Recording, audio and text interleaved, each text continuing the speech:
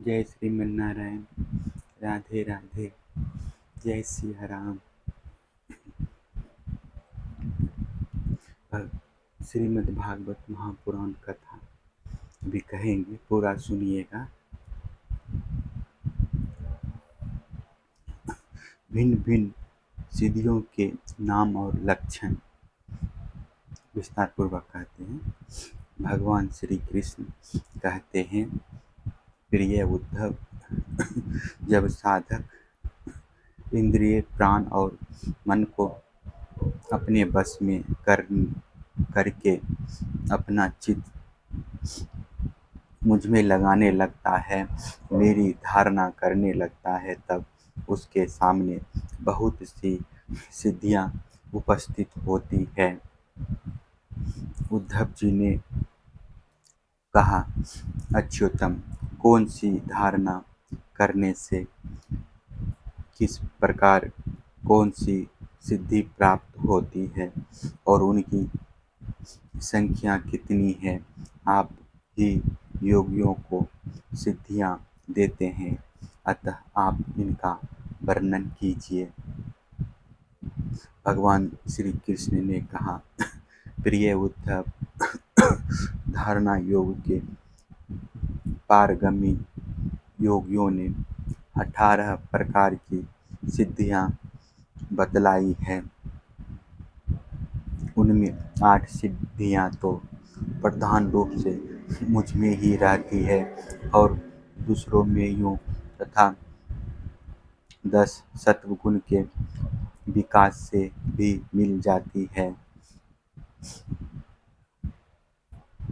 उनमें 3 सिद्धियां तो शरीर की है, अनिमा, महिमा और लघिमा। इन इंद्रियों की एक सिद्धि है प्राप्ति, लौकिक और परलौकिक पदार्थों का इच्छा अनुसार अनुभव करने वाली सिद्धि प्रमेय है। माया और उसके कर्मों को इच्छा अनुसार संचालित करना, इसी का नाम की सिद्धि है। विषय में रहकर भी उनमें आसक्त न होना, वशीता और जिस जिस सुख की कामना करे उसकी सीमा तक पहुँच जाना, काम वासयिता नाम की 8वीं सिद्धि है।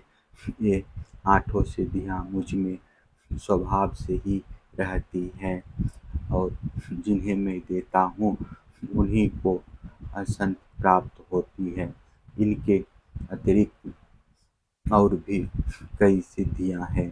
शरीर में भूख, प्यास आदि वेगों का ना होना, बहुत दूर की वस्तु देख लेना और बहुत दूर की बात सुन लेना, मन के साथ ही शरीर का उस स्थान पर पहुंच जाना जो इच्छा हो वही रूप बना लेना, दूसरे शरीर में प्रवेश करना, जब इच्छा हो तभी शरीर छोड़ना, अप्सराओं के साथ होने वाली देवकीरा का दर्शन, संकल्प की सिद्धि, सब जगह सबके द्वारा बिना नच के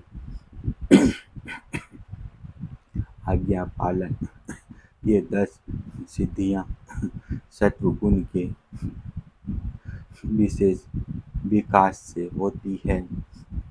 भूत, भविष्य और वर्तमान की बात जान लेना, शीत, उष्ण, सुख, दुख और राग, द्वेष आदि इंद्रियों के वश में न होना, दूसरों के मन आदि की बात जान लेना, अग्नि, सूर्य, जल, विष आदि की शक्ति को स्तंभित कर देना और किसी से भी पराजित न होना, ये 5 सिद्धियां भी योगियों को प्राप्त होती है। प्रिय उद्धव, योग धारणा करने से जो सिद्धियां प्राप्त होती है उनका मैंने नाम निर्देश के साथ वर्णन कर दिया। अब किस धारणा से कौन सी सिद्धि कैसे प्राप्त होती है, यह बात बतलाता हूँ, सुनो। प्रिय उद्धव, पंचभूतों की सूक्ष्म मात्राएं मेरा ही शरीर है। जो साधक केवल मेरे उसी शरीर की उपासना करता है और अपने मन को तदाकार बनाकर उसी में लगा देता है, अर्थात मेरे तन्मात्रात्मक शरीर के अतिरिक्त और किसी भी वस्तु का चिंतन नहीं करता, उसे अनिमा नाम की सिद्धि अर्थात पत्थर की चट्टान आदि में भी प्रवेश करने की शक्ति अनुता प्राप्त हो जाती है।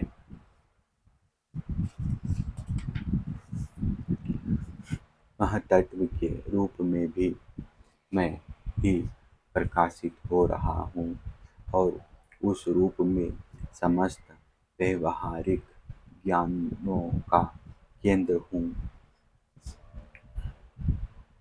जो मेरे उस रूप में अपने मन को महत्वाकार करके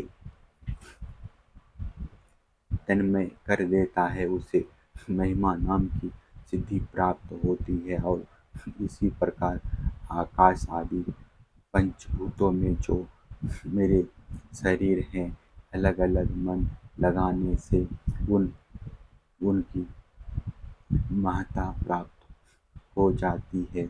यह भी महिमा सिद्धि के ही अंतर्गत है।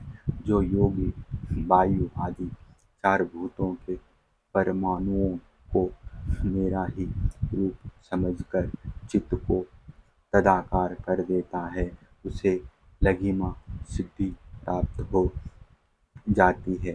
उसे परमाणु रूप काल के समान सूक्ष्म वस्तु बनने का सामर्थ्य प्राप्त हो जाता है। जो सात्विक अहंकार को मेरा स्वरूप समझकर मेरे उसी रूप में चिंतन की धारणा करता है, वह समस्त इंद्रियों का अधिष्ठाता हो जाता है। मेरा चिंतन करने वाला भक्त इस प्रकार प्राप्ति नाम की सिद्धि प्राप्त कर लेता है। जो पुरुष मुझ महत्वाभिमानी सूत्रात्मा में अपना चित्त स्थिर करता है, उसे मुझ व्यक्त जन्मा सूत्रात्मा की प्राकाम्य नाम की सिद्धि प्राप्त होती है, जिससे इच्छानुसार सभी भोग प्राप्त हो जाते हैं।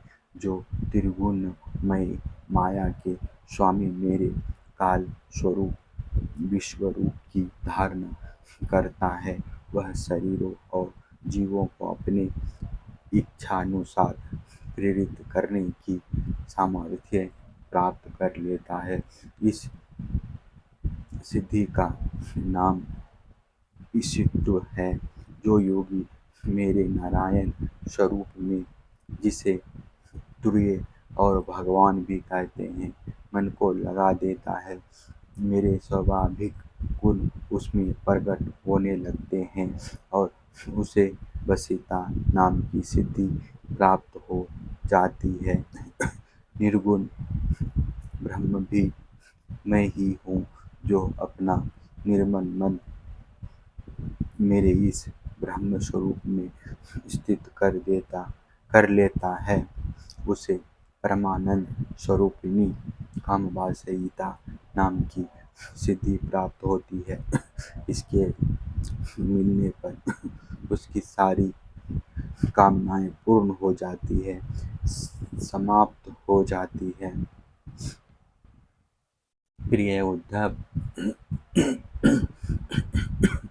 मेरा वह रूप जो श्वेत द्वीप का स्वामी है, अत्यंत शुद्ध और धर्ममय है। जो उसकी धारणा करता है, वह भूख प्यास जन्म मृत्यु और शोक मोह इन छह उर्मियों से मुक्त हो जाता है और उसे शुद्ध स्वरूप की प्राप्ति होती है।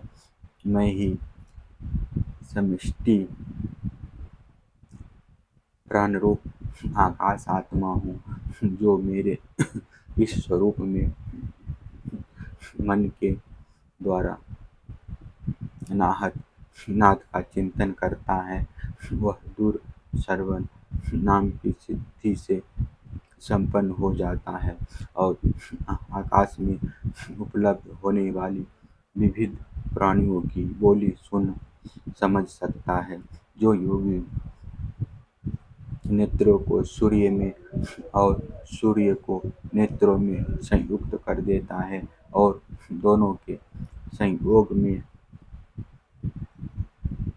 मन ही मन मेरा ध्यान करता है, उसकी दृष्टि सूक्ष्म हो जाती है, उसे दूरदर्शन नाम की सिद्धि प्राप्त होती है और वह सारे संसार को देख सकता है।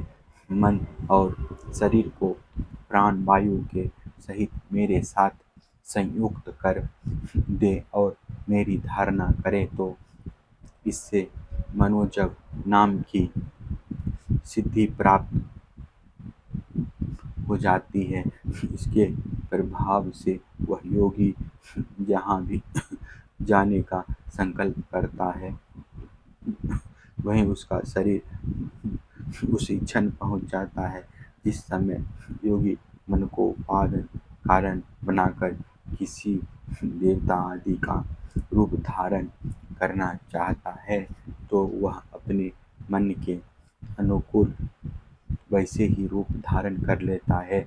इसका कारण यह है कि उसने अपने चित्त को मेरे साथ जोड़ दिया है। जो योगी दूसरे शरीर में प्रवेश करना चाहे, वह ऐसी भावना करे कि मैं उसी शरीर में हूँ। ऐसा करने से उसका प्राण वायु रूप धारण कर लेता है और वह एक फूल से दूसरे फूल पर जाने वाले भंवरों के समान अपना शरीर छोड़कर दूसरे शरीर में प्रवेश कर जाता है। योगियों को यदि शरीर का परित्याग करना हो तो एड़ी से गुदा द्वार को दबाकर प्राण वायु को क्रमश हृदय, वक्षस्थल, कंठ और मस्तक में ले जाए, फिर ब्रह्मरंध्र के द्वारा उसे ब्रह्म में लीन करके शरीर का परित्याग कर दे।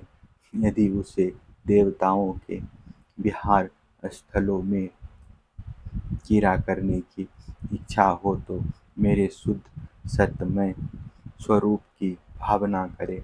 ऐसा करने से सत्वगुण की असंभव स्वरूपा सुंदरियां विमान पर चढ़कर उसके पास पहुंच जाती है।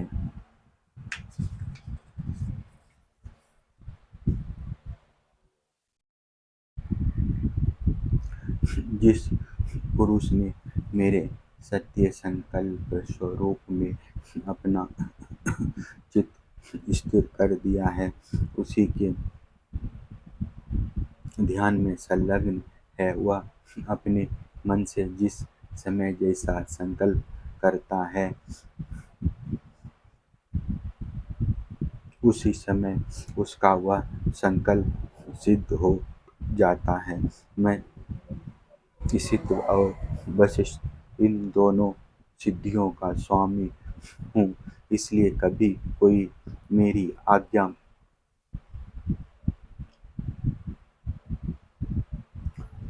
टाल नहीं सकता। जो मेरे उस रूप का चिंतन करके उसी भाव से युक्त हो जाता है, मेरे समान उसकी आज्ञा को भी कोई टाल नहीं सकता। जिस योगी का चित्त मेरी धारणा करते करते मेरी भक्ति के प्रभाव से शुद्ध हो गया है, उसकी बुद्धि जन्म मृत्यु आदि दुष्ट विषयों को भी जान लेता है और तो क्या भूत भविष्य और वर्तमान की सभी बातें उसे मालूम हो जाती है। जैसे जल के द्वारा जल में रहने वाले प्राणियों का नाश नहीं होता, वैसे ही जिस योगी ने अपना चित्त मुझ में लगाकर स्थिर कर दिया है, उसके योग में शरीर को अग्नि जल आदि कोई भी पदार्थ नष्ट नहीं कर सकते। जो पुरुष जीववृक्ष आदि चिन्ह और शंख गदा चक्र पद्म आदि आयुधों से विभूतित तथा ध्वजा छत्र चंबर आदि से संपन्न मेरे अवतारों का ध्यान करता है, वह अजेय हो जाता है। इस प्रकार जो विचारशील पुरुष मेरी उपासना करता है और योग धारणा के द्वारा मेरा चिंतन करता है, उसे वे सभी सिद्धियां पूर्णतः प्राप्त हो जाती है, जिनका वर्णन मैंने किया है।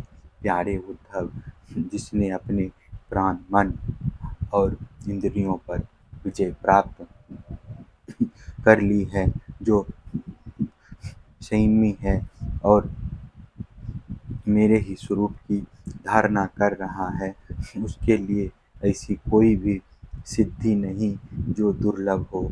उसे तो सभी सिद्धियां प्राप्त ही है।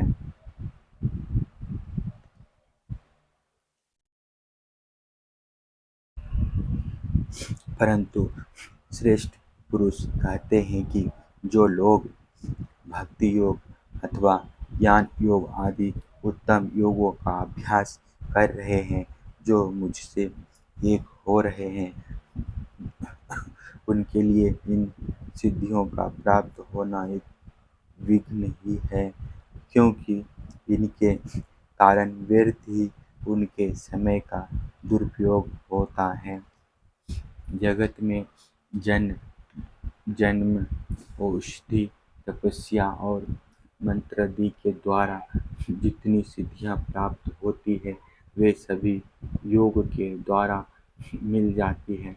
परंतु योग की अंतिम सीमा मेरे सारूप्य सालोक्य आदि की प्राप्ति बिना मुझमें चित्त लगाए किसी भी साधना से नहीं प्राप्त हो सकती। ब्रह्मवादियों ने बहुत से साधन बतलाए हैं, योग सांख्य और धर्म आदि उनका एवं समस्त सिद्धियों का एकमात्र मैं ही हेतु स्वामी और प्रभु हूँ। जैसे स्थूल पंचभूतों में बाहर भीतर सर्वस्त्र सूक्ष्म पंच महाभूत ही हैं, सूक्ष्म भूतों के अतिरिक्त स्थूल भूतों की कोई सत्ता ही नहीं है। वैसे ही मैं समस्त प्राणियों के भीतर इष्टा रूप से और बाहर दृश्य रूप से स्थित हूँ। मुझ में बाहर भीतर का भेद भी नहीं है, क्योंकि मैं निरावरण एक द्वितीय आत्मा हूँ। जय श्रीमन नारायण। चैनल को सब्सक्राइब कर दीजिएगा।